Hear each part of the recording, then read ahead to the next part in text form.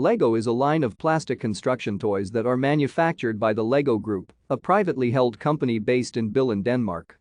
The company's flagship product, Lego, consists of variously colored interlocking plastic bricks accompanying an array of gears, figurines called minifigures, and various other parts.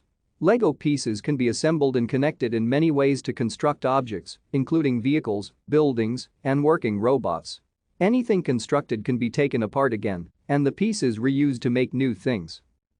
The Lego Group began manufacturing the interlocking toy bricks in 1949. Movies, games, competitions and 8 Legoland amusement parks have been developed under the brand.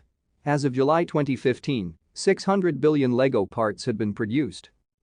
In February 2015, Lego replaced Ferrari as brand finance's world's most powerful brand.